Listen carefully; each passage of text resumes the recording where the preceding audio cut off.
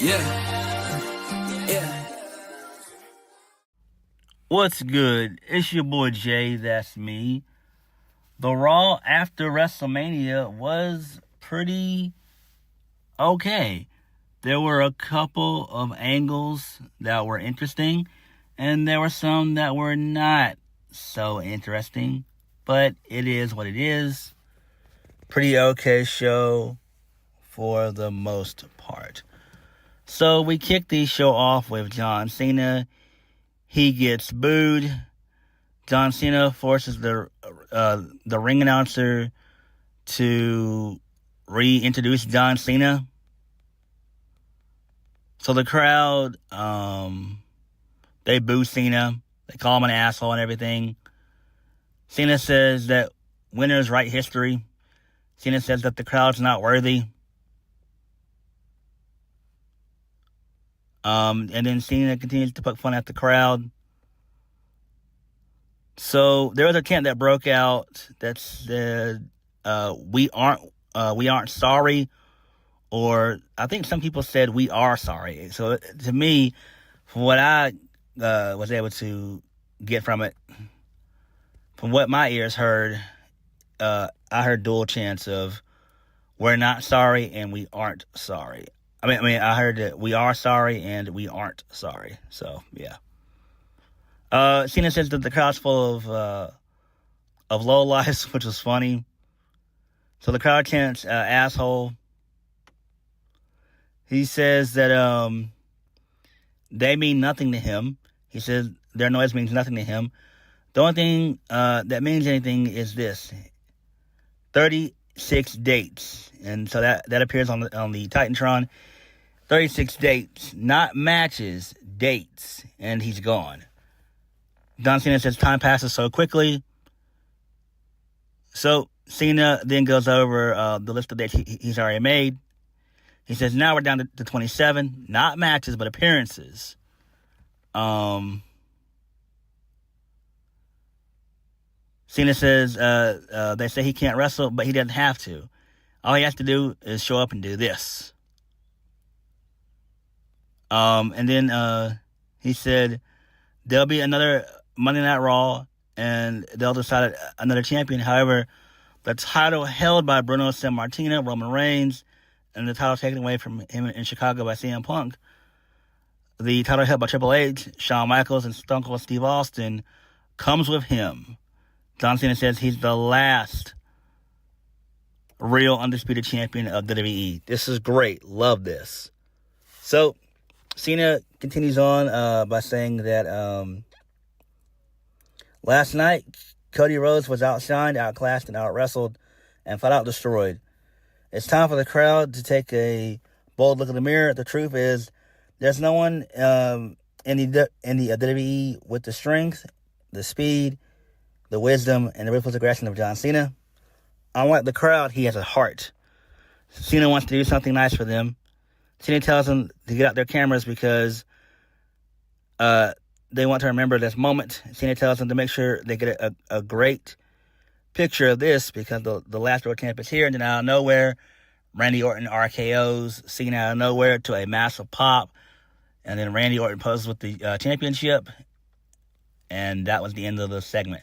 This was great. I love this. I love what they're doing with John Cena's character. I really like this. The fact that they are going to basically, we all know, rewrite history. But this is extremely interesting. I've always liked angles like this and stuff like this. This is great. I'm interested in the heel character of Cena now. I am. It's great. And you can tell that he's acting, that he's not serious about any of this. You can just tell he's acting. And this is great. It's interesting to see, how everything's going to play out. When will Cody regain the WWE title back? I mean, when will he get that back? We won't know. I'm guessing, I'd say either between SummerSlam and the end of the year. So I'm saying probably, if not SummerSlam, definitely sometime in September. And then you got 2 months to do John Cena's redemption arc. So maybe that's how they go about things. But this is great. Randy being Cena's first opponent, perfect. They've had epic rivalries over the past decade and a half, so great stuff, excellent stuff. I mean, Cena has to feud with Orton, Roman, and CM Punk. Like, those were his greatest rivals. Well, not necessarily Roman, but definitely Orton and Punk. They were his greatest rivals. And you could also put Edge in there, too, but Edge is in AEW. But, you know, if Edge was still there, I'd love to see John Cena and Edge feud. But, you know, that would be great. But it is what it is. But this was a good way to start the show. And I'm interested in seeing how John Cena and Randy Orton are going to do heading into Backlash. So that was fun there. Moving on. So this leads us into the first match of the night, which was Liv Morgan and Raquel Rodriguez. They regained the WWE Women's Tag Team Championships by defeating Becky Lynch and Lyra Valkyria. Post-match, Becky Lynch turned heel on Lyra. She punched Lyra first a couple times, then she walked away because Lyra didn't really sell anything properly. Then Becky came back in, kicked her ass some more. She ended up doing not one, but two manhandle slams. The crowd wanted her to do a third one, so she obliged, and that was it. So, I like this. This is interesting. I know people are still mad that Bayley wasn't on the show and all that stuff for Mania. Who cares? Bayley will be fine. Bayley has to reinvent herself, just like Becky has done. When it comes to the Four Horsewomen, Becky and Bayley are the two that can reinvent themselves. Becky's done it before. Bayley's done it before, especially during the pandemic. She did really well as a heel character there. Becky, same thing. She did fairly well when she feuded with Bianca and Rhea and all them. So, you know, she did pretty well with that. I mean, you know, Liv. So, you know, she did pretty well with that. The other two horsewomen, Mercedes and Charlotte Flair, they are not good. They haven't really improved. Mercedes is doing some of her worst work she's ever done in her entire career. And that includes her heel stuff with Bayley back in 2021. So, you know, there's that. But Charlotte, she's not going to change anyway. Like, why would she? Like, she's still been the same that she's been for the past 10 years. She ain't going to fucking change at all. So, you know. But I like this. This is interesting. And we'll see where this shit goes. Moving on. So, this leads us into a New Day segment. They come out. They talk about how everyone should be on their knees, screaming to God, saying, thank God for the New Day. Kofi Kingston says that there's no tag team that's dead or alive that's better than them. They said they couldn't beat the War Raiders, and they did. So Alpha Academy comes out. Maxine Dupree says that the New Day might be the greatest tag team ever, but the last time they faced Alpha Academy, they beat them in 60 seconds. And basically, Maxine Dupree challenges the New Day to put their money where their mouth is. They want to put their titles on the line. So, a referee shows up, but the lights go out, and we see Rusev, and he ends up destroying Akira Tozawa and Otis. So, you know, he super kicks Akira Tozawa, and then he locks in the accolade on Otis a couple times. Rusev got a good reaction and stuff, but this was lame. Like, why do this? Like, this was a useless segment. Like, why couldn't you put Rusev at the end of the show or whatever, or have him like confront Gunther, which we'll talk about when we get into it. But that would have been more of a better spot to put him in than just doing this shit right here. But it is what it is. But, you know, it seems like Triple H does not have any plans for these guys. He doesn't. And I'm actually kind of worried about Aleister Black on SmackDown this upcoming Friday. I wonder how that's going to play out. So, you know, there's that. Moving on. So, Dirty Dominant Mysterio, he's celebrating with Liv Morgan and Raquel Rodriguez. So Finn Balor walks up, he stares at Dom. Liv says a win for one is a win for all. She looks worried. So Finn Balor smiles and says, what happens in Vegas stays in Vegas. Balor turns to see Carlito. Carlito says he's going to go fix the fact that all of them don't have titles. Finn Balor turns and says and has his eyes set on the Intercontinental Championship. Okay, that's fine there. Moving on. This leads us into Io Sky. She comes out. She says that she's over the moon because she beat the best there is. That means she's the best. Rhea tried to forget her. So the fans chant, you deserve it. Bianca tried to forget her. Then Io talks in Japanese. Io says that she's the DN of the Sky. She's Io Sky. And she's the women's world champion. Then NXT Stephanie Vacker shows up out of nowhere, which she got a really good chant. And basically, she spoke in Spanish, that being back here. Back here says that Sky is amazing and she's here to show her respect.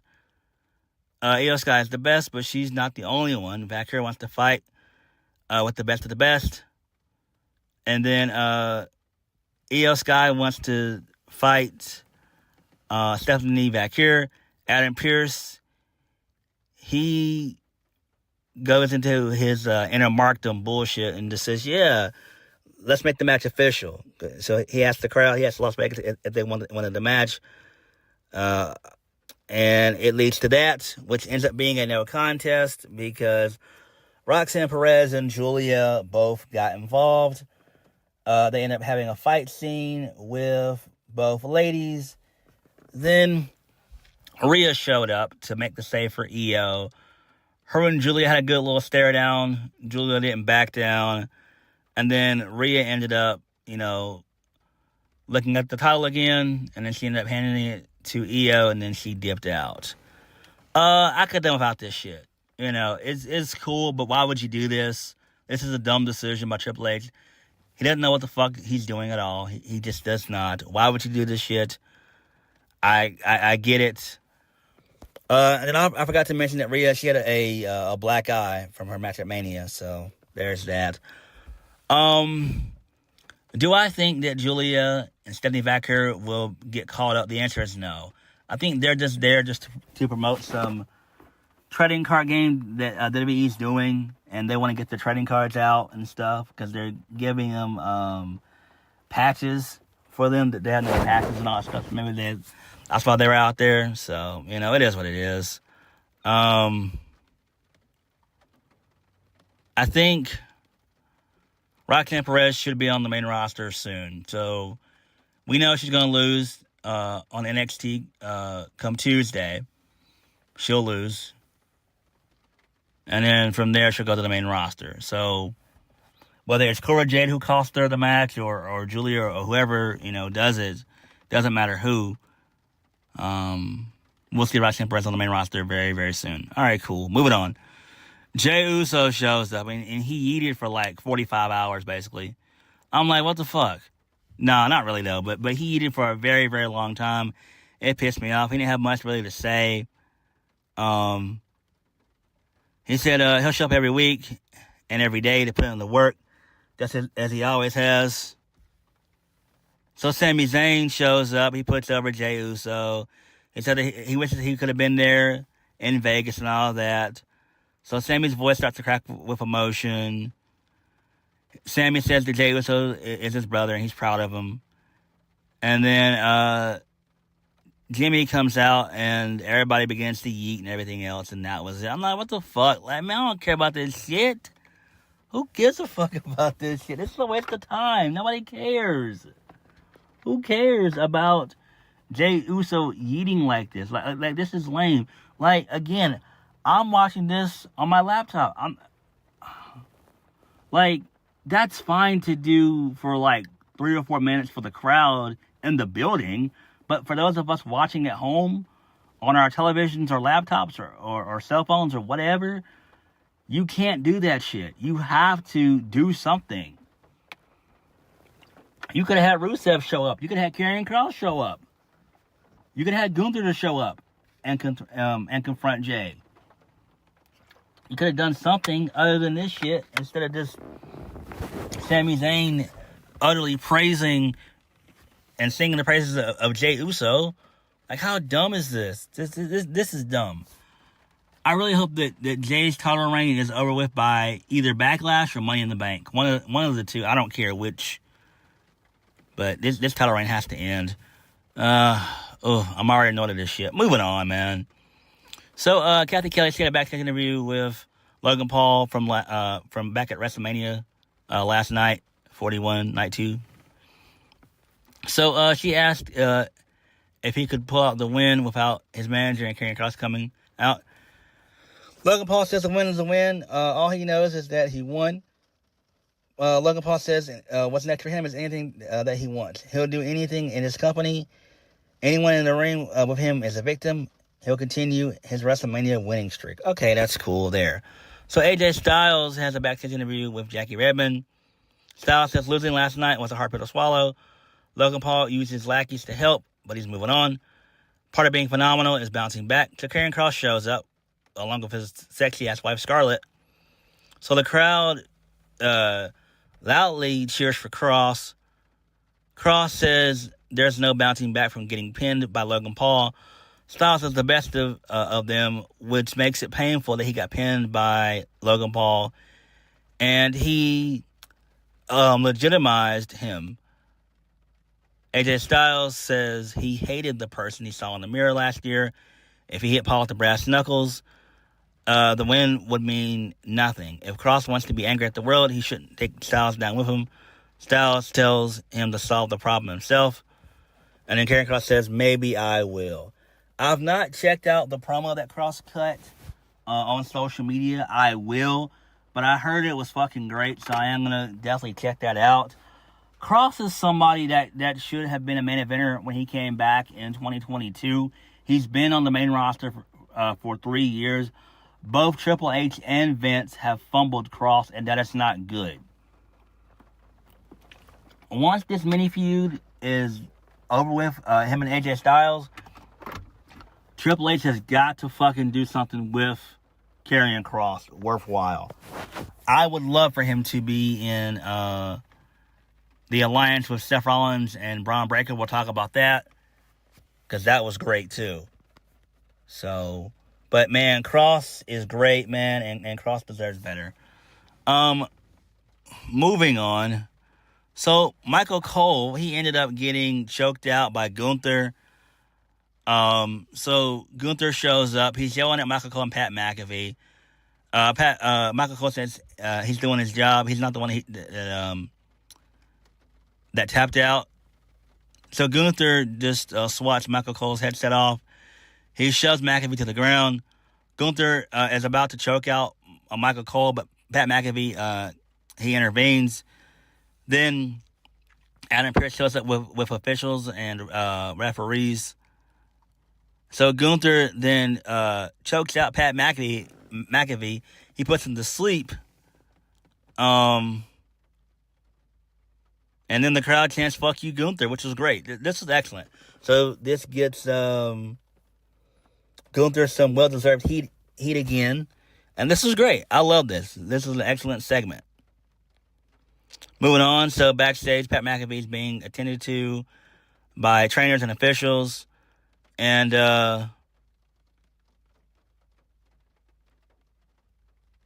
Michael Cole says that he's going to continue to do his job, even though Adam Pearce wants him to go home. He said he's not going to let a bully stop him on WrestleMania week. Okay, that's fine. Moving on. Dominic Mysterio defeats Carlito. My bad.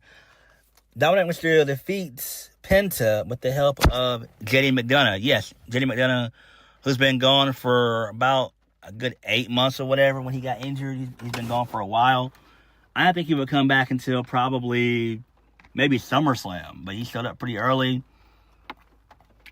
Hopefully he's okay. He helped Dom beat Penta.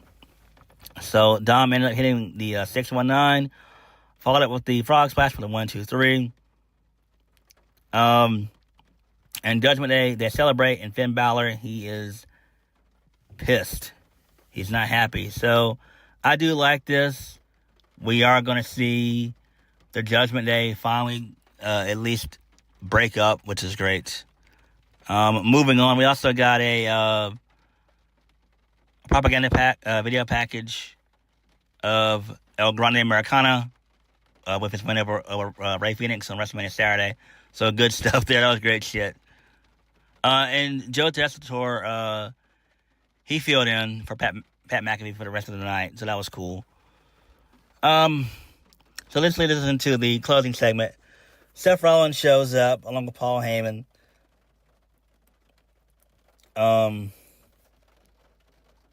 So fuck you, Heyman, can't stay breakout. So Seth Rollins says that he took a wise man from Roman Reigns.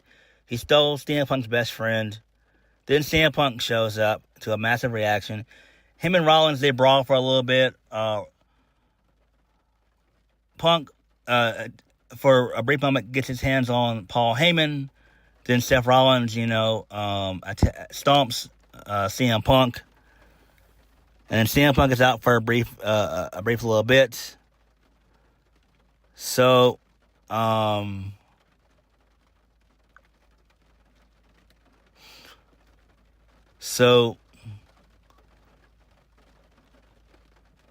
Heyman gets on the mic and says CM Punk screwed up by compromising his relationship with Paul Heyman. So, Paul Heyman gets on the mic and says, "We're going to conclude the weekend of WrestleMania 41 by propelling the news all the way to WrestleMania 42. There's a new reigning, defending, undisputed number one top star in this entire industry. Ladies and gentlemen, Seth freaking Rollins." Then Roman shows up. Him and Rollins, they fight for a brief moment. Roman spears Rollins. Roman Superman punches Paul Heyman. He's about to go for the spear. Bron Breakker shows up in a hoodie, spears the shit out of Roman. He runs around the ring and does a spear, but Roman, before he does the spear, Roman hits an uppercut, so he got some offense in. And then he got laid out by Bron Breakker's spear, and then Bron Breakker speared him through the barricade. So that was great. And then Seth Rollins and Bron Breakker, they beat the shit out of Roman Reigns and CM Punk. So Rollins ends up doing another stomp, and then he stomps out Roman Reigns.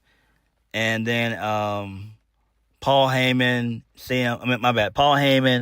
Bron Breakker, and Seth Rollins, they all celebrate. They all stand tall. Good shit. I love this. This was tremendous. Excellent stuff here. Right decision. I hope they add one more guy. Hopefully it'll be Karrion Kross in that position. If not, I could see somebody like a Bronson Reed in that position maybe, if they keep it going for a while. Maybe this will lead to a tag match, but we're not going to see Roman for a while. Roman probably won't be back until, I would say, June. I doubt he shows up for Backlash. They might do Crown Jewel. They usually do Crown Jewel in May, late May, so that we'll probably see Roman then. But this is interesting. I'm definitely intrigued by all this. So really good stuff there. Really good way to end the show. So the Seth Rollins, Bron Breakker, Paul Heyman alliance is interesting. I'm down for that. Rusev returning was cool. Becky Lynch turning heel, that was all right. And Stephanie Vacker and Julia showing up, that was okay. Sending Roxanne Perez, that was all right.